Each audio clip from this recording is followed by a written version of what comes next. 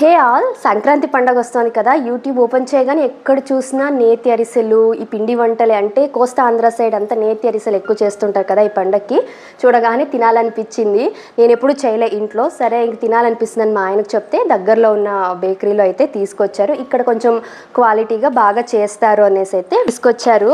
ఇవి నేతి అరిసెలు, అలాగే పూతరేకులు కూడా ఉన్నాయి. సరే పూతరేకుల్లో కూడా ఒక 3 వెరైటీస్, డ్రై ఫ్రూట్స్, అలాగే పాలకోవా, హనీ వేసి ఉండే పూతరేకులు తీసుకొచ్చారు. అయితే ప్రెగ్నెన్సీలో మనకు వచ్చే క్రేవింగ్స్ని బట్టి బేబీ జెండర్ డిసైడ్ చేయొచ్చు అంటారు. మీరు ఎంతవరకు నమ్ముతారు? అంటే స్వీట్ తినాలనిపిస్తే గర్ల్ బేబీ అని, కారంగా కొంచెం సాల్టీగా తినాలనిపిస్తే బాయ్ బేబీ అంటారు. నాకు ఫస్ట్ ప్రెగ్నెన్సీలో మోస్ట్లీ కారంగాని కొంచెం సాల్టీగానే తినాలనిపించింది. అది అన్వి పుట్టింది. సెకండ్ ప్రెగ్నెన్సీలో కూడా మోస్ట్లీ స్పైసీగానే తినాలనిపిస్తుంది.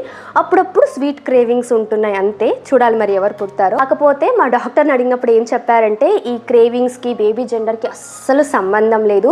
ప్రెగ్నెన్సీలో జరిగే హార్మోనల్ చేంజెస్ వల్ల మన టేస్ట్ బడ్స్ చేంజ్ అవ్వడం వల్ల కొంతమందికి స్వీట్స్ తినాలనిపిస్తుంది, కొంతమందికి కారంగా తినాలనిపిస్తుంది. తప్పితే బాయ్ గర్ల్కి ఇలా ఏం లేదన్నారు. సో బాయ్ పుడతారా గర్ల్ పుడతారా అని అన్నెసెసరీ టెన్షన్ వదిలేసి చక్కగా హెల్దీ ఫుడ్ తీసుకుంటూ మనం హ్యాపీగా ఉంటే బేబీ హెల్దీగా పుడతారు. మనకు కావాల్సింది హెల్దీ బేబీ కదా. సో మీ ఒపీనియన్ ఏంటి? మీరు ఏమంటారు? మీకేం ఎక్స్పీరియన్స్ అయ్యింది? నా కమెంట్స్లో షేర్ చేయండి. Thank you for watching. Bye.